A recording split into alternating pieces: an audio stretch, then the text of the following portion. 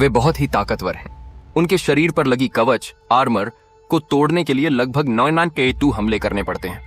वे पूरे ब्रह्मांड की सबसे ताकतवर टीम है। उनके पास ऐसी शक्ति है जो आम इंसान के पास नहीं होती। वे छोटे छोटे राक्षसों को ऐसे मारते हैं जैसे कोई सब्जी काट रहा हो। एक लड़की अपने दोस्तों के साथ खेल रही थी। अगले ही पल एक भयानक हादसा हो गया। यह हादसा लड़की की जिज्ञासा की वजह से हुआ। असल में लड़की ने गलती से एक स्पेसशिप को छू दिया था जो एक गुप्त मिशन पर था। उसी की वजह से यह दुखद घटना हुई। जब लड़की ने अपने दोस्तों को घायल और मरा हुआ देखा तो उसने अपने बैग से एक सिग्नल तीर निकाला और आसमान की ओर छोड़ दिया। वह तीर आसमान में जाकर फट गया। इस घटना को कैंप में मौजूद सैनिकों ने तुरंत देख लिया। लाल रंग का सिग्नल मतलब सबसे बड़ा खतरा होता है। सैनिकों ने तुरंत अलार्म बजा दिया। कुछ ही पलों में सभी सैनिक इकट्ठा हो गए। जनरल के आदेश पर सब अपनी अपनी जगह पर जाकर रक्षा की तैयारी करने लगे। शहर के दरवाजे पर जब गेट बंद होने वाला था तभी लड़की तेजी से अंदर भाग कर आ गई। तब पता चला कि वह लड़की जनरल की बेटी थी। उसने अपने पिता को जल्दी जल्दी बताया कि उसने अभी क्या देखा। वह बोली, नहीं पापा, मेरी बात सुनिए, ये सैनिक नहीं है। लेकिन जनरल को लगा कि वह डर गई है और बेकार की बातें कर रही है। उसने लड़की को बच्चों के साथ शरण स्थल शेल्टर में छिपने को कह दिया। उस समय सब लोग सांस रोककर खड़े थे। माहौल इतना तनाव भरा था कि सिर्फ दिल की धड़कन ही सुनाई दे रही थी। तभी शहर की दीवार पर खड़े एक सैनिक ने हमला शुरू कर दिया। जनरल को तुरंत समझ आ गया कि कुछ गड़बड़ है। अचानक शहर की दीवार टुकड़ों में टूट गई। दिन के उजाले में जब धूल छौंटी तो 3 मीटर लंबे राक्षसों का एक झुंड बाहर निकलता दिखाई दिया। गार्ड्स ने तुरंत हमला शुरू कर दिया। गोलियां राक्षसों पर लगीं, लेकिन कोई खास असर नहीं हुआ। स्पष्ट था कि राक्षसों की तकनीक इंसानों से ज्यादा ताकतवर थी। इंसान उनके सामने बिल्कुल बेबस थे। इंसान उनके सामने भेड़ की तरह कमजोर थे और राक्षस खुलेआम हमला कर रहे थे। जनरल अपनी गाड़ी तेजी से चलाकर हमला करने गया, लेकिन राक्षस ने उसे आसानी से पलट दिया। वह एक गाड़ी से भी टकरा गया। लड़की बहुत घबरा गई। वह अपने पिता को बचाने के लिए ऊपर की मंजिल से नीचे उतरने लगी। इसी चाल की वजह से लड़की की जान बच गई। एक लड़के ने अपने मरते हुए दोस्त को देखा तो उसका हौसला पूरी तरह टूट गया। वह डर कर शेल्टर की तरफ भागा और अंदर जाने की कोशिश करने लगा, लेकिन तभी एक राक्षस ने उसे भाले से मार दिया। इस वजह से शेल्टर का स्थान भी राक्षसों को पता चल गया। यह भयानक दृश्य देखकर जनरल टूट गया। वह दर्द से कराहते हुए अपनी घायल टांग को कार के नीचे से बाहर निकाला। फिर उसने पास पड़ा हथियार उठाया और राक्षस पर पागलों की तरह गोलियां चलाने लगा, लेकिन राक्षस पर कोई असर नहीं हुआ। साधारण हथियार उन पर बिल्कुल काम नहीं कर रहे थे। जब राक्षस जनरल को मारने ही वाला था तभी एक स्पेसशिप कैंप के ऊपर आकर रुका। अचानक आसमान से एक आदमी नीचे उतरा। वह था स्पार्टा शहर का मेयर। जनरल ने उसे अपनी तरफ आते देखा तो चिल्लाया और बंदूक तान दी, लेकिन मेयर सीधे उसके ऊपर से ऊंची छलांग लगाकर निकल गया। उसने हवा में 360 डिग्री घूमकर राक्षस को मार गिराया। जनरल को उम्मीद नहीं थी कि स्पार्टा का मेयर उसकी मदद करने आएगा।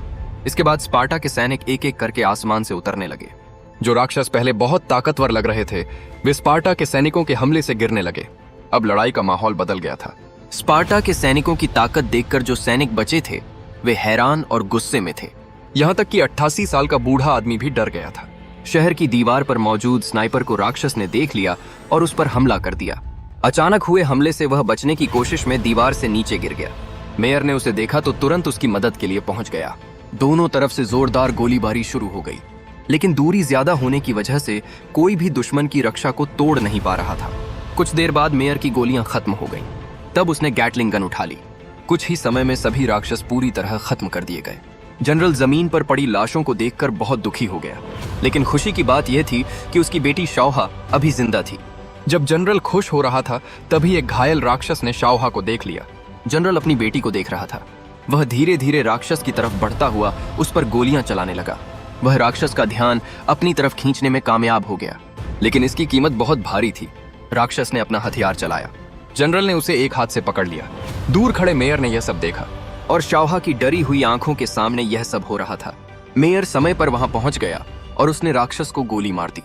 तब तक पूरे कैंप में शाओहा लड़की को छोड़कर बाकी सब लोग मारे जा चुके थे। बाद में स्पार्टा की टीम उस जगह पहुंची जहां एलियन स्पेसशिप देखा गया था। स्पेसशिप के नीचे एक गुफा में उन्हें एक रहस्यमयी चीज हवा में तैरती हुई दिखाई दी। मेयर उसे अपने साथ ले जाना चाहता था, लेकिन जैसे ही उसने उसे छुआ वह रहस्यमयी वस्तु अचानक चमकने लगी। तभी पता चला कि यह पूरे ब्रह्मांड का सबसे शक्तिशाली हथियार है। डॉ कैसलिन, जो फार स्टार अलायंस का प्रमुख था, उस चीज में बहुत दिलचस्पी रखता था। उसने मेयर को आदेश दिया कि उसे वापस लेकर आए। जैसे ही मेयर ने उसे हाथ में पकड़ा वह रहस्यमयी वस्तु अपने आप सक्रिय हो गई। नीली रोशनी की लकीरें उसके हाथ की हथेली से फैलने लगीं। ऊर्जा बढ़ती गई और एक ऊर्जा का घेरा हेलो बन गया। धीरे धीरे पूरी गुफा ऊर्जा से भर गई।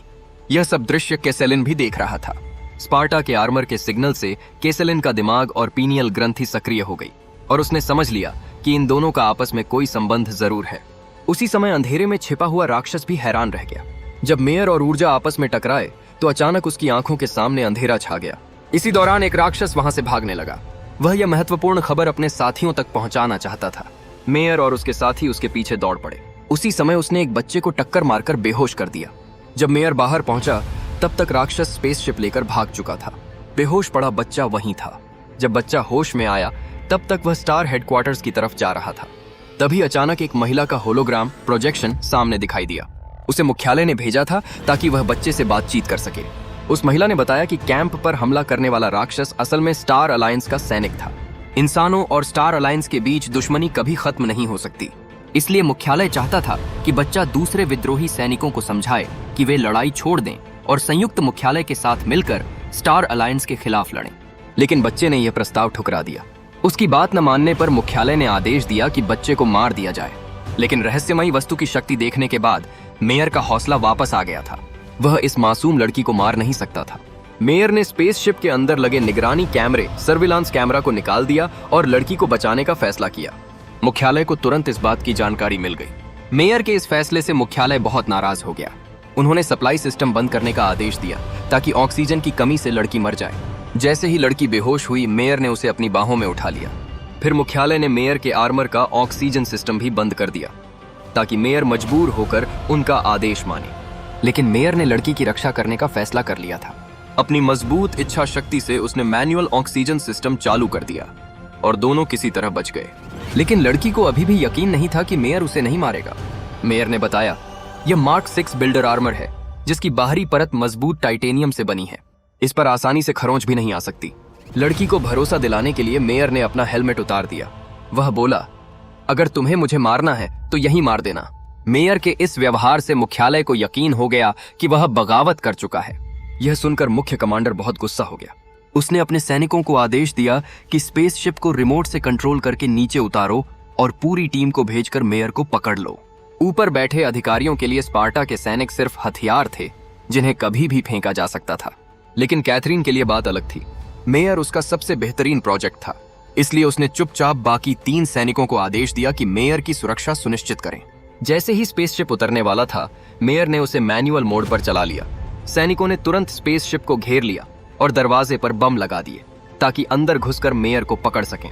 यह देखकर मेयर ने पास रखी रहस्यमयी वस्तु की तरफ देखा। उसने फिर से उसे छूने का फैसला किया और फिर चमत्कार हो गया। नीली ऊर्जा बहुत तेज गति से फैलने लगी। सब कुछ अचानक बंद हो गया। मुख्यालय की सारी शक्ति एक पल में खत्म हो गई। पूरे स्पेसशिप में नीली ऊर्जा भर गई। टूटी हुई मशीनें अपने आप ठीक हो गईं। तभी अचानक स्पेसशिप का इंजन चालू हो गया। मेयर ने यह मौका नहीं छोड़ा। सैनिकों की आंखों के सामने स्पेसशिप का पायलट सीधे बादलों के अंदर उड़ गया। अब वह आजाद था। न आसमान की सीमा थी न रास्ते की। कुछ समय बाद मेयर एक खतरनाक मौसम वाले इलाके में पहुंचा जहां आसमान में बहुत सारे उल्कापिंड मीटियर्स तैर रहे थे। मेयर ने सावधानी से स्पेसशिप चलाया ताकि टक्कर न हो। अपने शानदार ड्राइविंग कौशल से वह 2 बड़े उल्कापिंडों की टक्कर के बीच से निकल गया और इस तरह वह खतरे से सुरक्षित बच निकला। उल्कापिंडों वाले इलाके से निकलने के बाद वे अपनी मंजिल पर पहुंचे। यह जगह समुद्री लुटेरों और मौत की दुनिया जैसी थी। यहाँ अनगिनत अपराधी रहते थे। उसे रोकने के लिए उन्होंने एक भारी ट्रक रास्ते में खड़ा कर दिया ताकि उसे उकसा सकें। लेकिन मेयर हैरान रह गया जब एक 10 टन का ट्रक आसानी से हट गया। मेयर का इकलौता दोस्त सोलोन इसी जगह का नेता था। लंबे रास्ते कॉरिडोर से गुजरने के बाद दोनों अंदर के इलाके में पहुंचे। वह था सोलोन, मेयर का पुराना दोस्त। सोलोन पहले स्पार्टा का सैनिक था, लेकिन वह मारने वाली मशीन नहीं बनना चाहता था, इसलिए मेयर की मदद से वह वहां से भाग निकला था। लंबी बातचीत के बाद सोलोन दोनों को एक बंद गाड़ी सील्ड कैरेज में बैठाकर घुमाने ले गया। तब मेयर ने इस यात्रा का असली मकसद बताया। वह जानना चाहता था कि यह रहस्यमयी वस्तु कहां से आई है, क्योंकि समुद्री लुटेरों को अक्सर हर खबर की जानकारी होती है। सोलोन उस वस्तु को पहचान नहीं पाया, लेकिन उसने कहा कि कोई ना कोई जरूर पहचान लेगा। कुछ समय पहले उसने स्टार अलायंस में काम करने वाले एक इंसान को पकड़ लिया था, लेकिन उस आदमी का दिमाग थोड़ा खराब था। जब रहस्यमयी वस्तु उसे दिखाई गई तो उसने तुरंत पहचान लिया। उसने बताया कि यह वही सुपर हथियार है जिसे स्टार अलायंस कई पीढ़ियों से खोज रहा है। कहा जाता है कि यह हथियार पूरे ब्रह्मांड की जीवित चीजों को खत्म कर सकता है। इतनी खतरनाक बात सुनकर वह आदमी डर गया। जब उसने देखा कि मेयर इस हथियार को चला सकता है तो वह और भी डर गया। उसने कहा कि मेयर ही इस हथियार को चालू करने की चाबी है और स्टार अलायंस जरूर उसका पीछा करेगा। अगर यह सब रोकना है तो इस हथियार को नष्ट करना होगा। तब मेयर को स्थिति की गंभीरता समझ में आ गई। उसने सोलोन की बात नहीं मानी और बच्चे को सोलोन के पास छोड़ दिया। फिर वह स्पेसशिप लेकर वापस चला गया ताकि इंसानों की सुरक्षा के लिए जो भी सजा मिले उसे स्वीकार कर सके, चाहे उसे फिर से मारने वाली मशीन ही क्यों न बनना पड़े। इसी बीच स्पेस कमांड का पेट्रोल जहाज रोमा शॉर्ट गश्त पर था। उसे अचानक एक अज्ञात सिग्नल मिला। कैप्टन जवाब देता, उससे पहले ही स्टार अलायंस का एक गार्ड जहाज अचानक सामने आ गया। अजीब बात यह थी कि अदृश्य हथियार काम नहीं कर रहे थे, सब बंद हो चुके थे। फिर भी कप्तान पूरी तरह शांत था। उसने आदेश दिया कि सभी तोपों को दुश्मन के स्पेसशिप की तरफ तान दो और कभी भी फायर करने के लिए तैयार रहो। तभी सामने वाले स्पेसशिप से एक संदेश आया। एक औरत ने कहा कि वह स्टार अलायंस की कैदी है और कप्तान से अपनी जान बचाने की भीख मांगने लगी। कुछ ही देर में एक छोटा शटल जहाज उसे लेकर रोमा शॉर्ट जहाज पर आ गया। सुरक्षा के लिए सैनिक पहले से हथियार लेकर तैयार खड़े थे। औरत यह देखकर बहुत डर गई। वह जमीन पर लेट गई और सैनिकों को अपनी तलाशी लेने दी। जब सैनिकों को यकीन हो गया कि उसके पास कोई हथियार नहीं है और वह सच में कैदी लग रही है, तो कप्तान उसे स्वागत करने के लिए आगे बढ़ा। लेकिन अचानक औरत मुस्कुराई। यह सब सिर्फ एक चाल थी। कुछ ही पलों में उसने कप्तान को पकड़ लिया और उससे पूछने लगी कि असली कप्तान कहाँ है। लेकिन कप्तान मरने से पहले भी झुका नहीं। आखिरकार औरत ने कप्तान को मार दिया। इसके बाद वह कंट्रोल रूम में गई और स्टार अलायंस मुख्यालय को रिपोर्ट भेजी। लेकिन उसे यह नहीं पता था कि यह संपर्क आगे चलकर उसकी पहचान खोल देगा और वह एक नई अधिकारी बन जाएगी।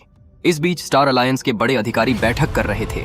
वे सोच रहे थे कि एक बागी अधिकारी से कैसे निपटा जाए, क्योंकि एक काबू से बाहर अधिकारी बहुत बड़ा खतरा होता है। तभी कैसलरिंग ने कहा कि उसके पास एक योजना है। उसने हाल ही में एक आर्टिफिशियल इंटेलिजेंस तकनीक बनाई थी। अगर इसे उस अधिकारी के साथ जोड़ दिया जाए तो न सिर्फ उसे कंट्रोल किया जा सकता है, बल्कि उसकी लड़ने की ताकत भी बढ़ जाएगी। आखिर में सभी बड़े अधिकारियों ने इस योजना को मंजूरी दे दी। इस योजना का नाम था काटाना प्लान। इस योजना में कैसलरिंग अपने छोटे डीएनए सैंपल से एक क्लोन बनाएगा और उसे अपनी सारी जानकारी सिखाएगा। फिर सही समय आने पर उस क्लोन का दिमाग निकालकर एक छोटे उपकरण में रखा जाएगा और उसे बागी अधिकारी के सिर में डाल दिया जाएगा।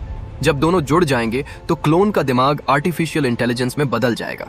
बचपन में उसने ऐसा ही एक हेलो छुआ था और उसकी तस्वीर भी बनाई थी, लेकिन उसके पिता ने उन तस्वीरों को छिपा दिया था। कताना सिस्टम की मदद से उस बागी अधिकारी ने जांगबो आई नाम का ग्रह ढूंढ लिया। सच जानने के लिए उसने खुद वहां जाने का फैसला किया। कैसलरिंग भी उसके साथ जाने लगा, लेकिन वह थोड़ा चिंतित था। उसे डर था कि अगर अधिकारी अपने पुराने घर वापस गया और उसे अपनी सारी यादें वापस आ गईं, तो हालात काबू से बाहर हो सकते हैं। आखिरकार वे उस ग्रह पर पहुंचे जो अनगिनत हीरों से घिरा हुआ था। यही था जांगबोरा ग्रह। बहुत सारी जगह खोदने के बाद उसे आखिरकार वह डिब्बा मिल गया। उस डिब्बे में पूर्वजों के मंदिर, एंसेस्ट्रल हॉल की बहुत सारी ड्राइंग्स थीं। वह अपने टूटे हुए घर की तरफ देखने लगा। अधिकारी बहुत हैरान और उलझन में था और उसे कुछ याद आने लगा। कताना सिस्टम ने उसकी यादों के आधार पर पुराने समय का दृश्य दोबारा दिखाया। तब उसे याद आया कि बचपन में उसने एक गुफा के अंदर दूसरा एंसेस्ट्रल हॉल देखा था। इतना ही नहीं, उसे अपने घर में डॉ, कैट्सलिंग भी दिखाई दी। यह देखकर उसे बहुत शक हुआ। इसके बाद सभी लोग एक गुफा की तरफ गए। वहां सच में दूसरा एंसेस्ट्रल हॉल मौजूद था, लेकिन वह एक रहस्यमयी धातु मेटल से ढका हुआ था। जल्दी ही गुफा के पास एक कैंप बना लिया गया। जब वे उस धातु को काटने की तैयारी कर रहे थे, तभी एक हादसा हो गया। तेज आवाज हुई और धातु की सतह टूटने लगी। सभी लोग दर्द से अपने कान पकड़कर बैठ गए, लेकिन सिर्फ बागी अधिकारी सुरक्षित रहा। वह तुरंत एंसेस्ट्रल हॉल की तरफ दौड़ा। धातु टूटने के बाद अंदर का एंसेस्ट्रल हॉल दिखाई देने लगा। कैट्सलिंग ने उसे रोकने की कोशिश की, लेकिन अधिकारी ने उसकी बात नहीं मानी और अपना हाथ एंसेस्ट्रल हॉल पर रख दिया। वह अपनी असली यादें जानना चाहता था और इस बार उसे सच्चाई दिखाई दी। असल में उसे बचपन में किडनैप कर लिया गया था और उसे किडनैप करने वाली कोई और नहीं, डॉ, कैट्सलिंग ही थी। इसका मतलब कैट्सलिंग हमेशा से उससे झूठ बोल रही थी। सच्चाई सामने आने के बाद भी कैट्सलिंग ने उसे समझाने की कोशिश की कि वह गुस्सा छोड़ दे और टीम को सुरक्षित वापस ले चले, लेकिन अब अधिकारी गुस्से से भर चुका था। यह कैट्सलिंग की पहले से बनाई हुई चाल थी। जब वह उसे ढूंढने जाने वाला था, तभी कताना ने बताया कि अंतरिक्ष में दरार, स्पेस ब्रेक का निशान मिला है। इसका मतलब न्यू अलायंस की सेना आ चुकी थी जो दूसरे लाइट रिंग को लेने आई थी। अलायंस की स्पेस टीम पर एलियंस ने हमला कर दिया। हमला इतना अचानक था कि पेट्रोल जहाज को लड़ने का मौका भी नहीं मिला और वह पूरी तरह नष्ट हो गया।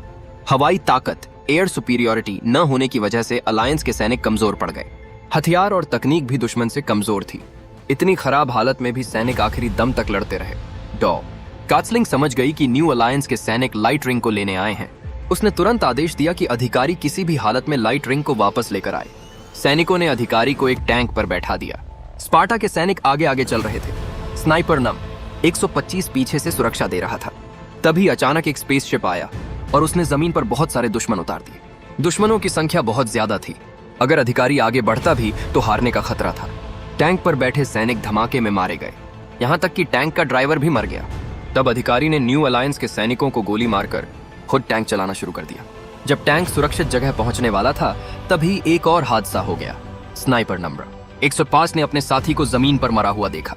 वह डर से जड़ हो गया। वह खड़ा ही रह गया और दुश्मन ने उस पर हमला कर दिया। वह दर्जनों मीटर दूर जा गिरा। यह देखकर अधिकारी ने उसे बचाने का फैसला किया। वह रात में न्यू अलायंस के टैंक में कूद गया, लेकिन अधिकारी की आंखों को चोट लगी थी और वह ठीक से देख नहीं पा रहा था। दुर्भाग्य से टैंक तबाह हो गया। न्यू अलायंस का टैंक और लाइट रिंग टीम भी युद्ध के मैदान में ही फंसे रहे। अधिकारी ने पूरी ताकत लगाकर न्यू अलायंस के टैंक को धक्का दिया ताकि वह दूसरे न्यू अलायंस टैंक से टकरा जाए। जोरदार टक्कर में न्यू अलायंस के सैनिक बुरी तरह घायल हो गए। अधिकारी उठकर खड़ा हुआ। तभी उसने देखा कि ऊपर आसमान में मौजूद न्यू अलायंस का बड़ा मदरशिप एक फ्लाइंग जहाज भेज रहा है हमला करने के लिए। जैसे ही अधिकारी उसे रोकने वाला था, अचानक उस फ्लाइंग जहाज ने मिसाइल दाग दी। अधिकारी जोरदार झटके से दूर जा गिरा। मिसाइल दुश्मन को नहीं लगी बल्कि टैंक पर लग गई और टैंक को न्यू अलायंस अपने साथ ले गया। सब लोग बस देखते रह गए, लेकिन जैसे ही टैंक उड़कर जाने वाला था, अचानक एक लैंडिंग गियर उस पर आ गिरा। यह वही रहस्यमयी जहाज था जिसने पहले रोमा शॉर्ट जहाज पर हमला किया था। इस लड़ाई में न्यू अलायंस को भारी नुकसान हुआ। साथ ही अधिकारी उस रहस्यमयी औरत को भी वापस ले आया, लेकिन अधिकारी को उसकी असली पहचान पर शक था। औरत ने बताया कि उसे बचपन से ही न्यू अलायंस ने किडनैप कर रखा था। वह अब तक कैद में थी और बड़ी मुश्किल से भाग कर आई है। औरत ने बताया कि न्यू अलायंस के लोग खुद को शिजुनजुई कहते हैं। उसने कहा कि वह और अधिकारी एक ही जाति के हैं और दोनों ही न्यू अलायंस की शक्ति को चालू कर सकते हैं।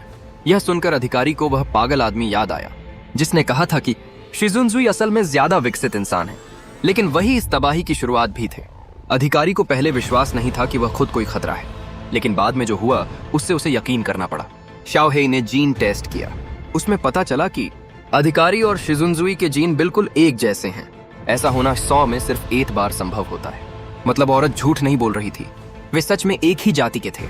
अब अधिकारी और ज्यादा जानना चाहता था कि न्यू अलायंस आखिर है क्या, इसलिए उसने फिर से न्यू अलायंस से संपर्क करने की कोशिश की। जैसे ही सिस्टम चालू हुआ, अधिकारी और शिजुनजुई दोनों ने एक साथ प्रतिक्रिया दी। इस समय अधिकारी का शरीर अपनी सीमा तक पहुंच चुका था। उसकी दिल की धड़कन बहुत तेज हो गई। वह बेहोश होने वाला था। अचानक उसे लगा कि उसका शरीर हल्का हो गया। जब उसने आंखें खोली तो वह खुद को एक उजली और शांत दुनिया में पाया।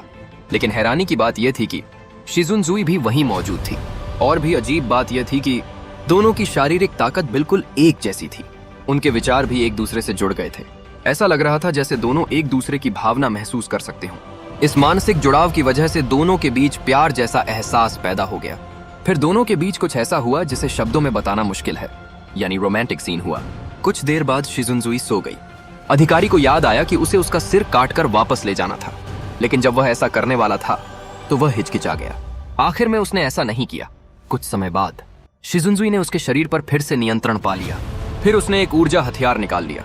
इसके बाद कहानी एक दिन पहले की घटना पर जाती है। काइजलिंग ने चुपचाप उससे संपर्क किया। उसने कहा अगर वह लाइट रिंग दिला दे तो वह उस रिंग की मदद से इंसानों को और ज्यादा विकसित बना सकता है। यह सुनकर अधिकारी डर गया, क्योंकि यही बात स्टार अलायंस भी कहता था। दोनों ही रिंग का इस्तेमाल अपने फायदे के लिए करना चाहते थे। इसी दौरान एक ग्रह पर स्टार अलायंस ने हमला कर दिया। उस हमले में 2 करोड़ से ज्यादा लोग मारे गए। यह देखकर फेडरेशन बहुत दुखी हुआ। जनरल ने फैसला किया कि किसी भी कीमत पर स्टार अलायंस मुख्यालय का पता लगाना होगा और बदला लेना होगा। तभी शिजुनजुई ने कहा वह स्टार अलायंस का स्थान ढूंढ सकती है। इस तरह उनका पता लगाया जा सकता है। हालांकि शिजुनजुई को स्टार अलायंस ने ही पाला था, फिर भी वह दिल से इंसान ही थी। आखिरकार जनरल उसकी बात मानने के लिए तैयार हो गया। जब शिजुनजुई ने यह बात दूसरे शिजुनजुई को बताई तो उसने तुरंत मानने से इनकार कर दिया। लेकिन काइजरलिंग ने यह सब देख लिया और उसने तुरंत स्पार्टा सैनिकों को दोनों को रोकने का आदेश दे दिया। खुशकिस्मती से शिजुनजुई ने कोर्ताना की मदद से विद्रोह कर दिया और दूसरे शिजुनजुई को पहले ही चेतावनी दे दी। इस तरह वे हमले से बच गए। शिजुनजुई ने दूसरे शिजुनजुई से कहा कि वह जाकर जनरल से मदद मांगे और वह खुद अकेले स्पार्टा सैनिकों का सामना करेगा। लेकिन क्योंकि उसने लड़ाई वाला सूट नहीं पहना था, इसलिए वह स्पार्टा सैनिकों के सामने टिक नहीं पाया और स्पार्टा सैनिकों ने उसे मार डाला। यह दोनों के लिए बहुत बड़ा झटका था। वह कुछ बोल भी नहीं पाया और उसे जमीन पर गिराकर बिजली का झटका दिया गया। इस भयानक दर्द ने उसे इंसानों द्वारा किए गए अपमान की याद दिला दी और उसके अंदर फिर से इंसानों के खिलाफ नफरत जाग गई। इस मौके का फायदा उठाकर शिजुनजुई ने गार्ड को अपने कब्जे में लिया और रिंग चुरा ली। शिजुनजुई उस लड़की के पास वापस जाना चाहता था, इसलिए उसने रिंग वापस लेने का फैसला किया। शिजुनजुई दूसरे शिजुनजुई को एक जगह लेकर गया। वहां शिजुनजुई ने गार्ड को खत्म कर दिया। उसी समय वहां एक रहस्यमयी रस्म सेरेमोनी चल रही थी। जैसे ही रिंग के दोनों टुकड़े जोड़े गए, दोनों शिजुनजुई ने एक ही समय पर इसे महसूस किया। इससे शिजुनजुई की लोकेशन दुश्मनों को पता चल गई। बहुत सारे शिजुनजुई सैनिक मंदिर ऑल्टर की तरफ दौड़ पड़े। शिजुनजुई पीछे हटते हुए ऑल्टर तक पहुंच गया, लेकिन वहां भी दुश्मनों ने उसे घेर लिया और फिर भयानक लड़ाई शुरू हो गई। तभी अचानक आसमान से एक मोटा आदमी गिरा जो शिजुनजुई का पुराना दुश्मन था। एक सदस्य उसे उठाने गया, लेकिन दुश्मनों ने हमला कर दिया। शिजुनजुई ने दुश्मनों पर हमला किया, लेकिन बहुत सारे सैनिकों ने रास्ता रोक लिया। लंबी लड़ाई के बाद सैनिकों को मारना बहुत मुश्किल हो गया। टीम के बाकी सदस्य भी खतरे में थे। तभी शिजुनजुई ने एक बड़ी कुल्हाड़ी एक्स फेंकी, लेकिन उसने देखा कि मोटा आदमी मारा जा चुका है। यह देखकर शिजुनजुई घबरा गया। उसे बचाने के लिए उसने पूरा रिंग छू लिया। रिंग की ऊर्जा बहुत ज्यादा ताकतवर थी। एक बड़ा धमाका हुआ और सब लोग झटके से दूर जा गिरे। बहुत सारे सैनिक चट्टानों से नीचे गिर गए। तभी आसमान में एक रोशनी उठी और स्टार मैप बन गया। यह रिंग के लोकेशन का नक्शा था।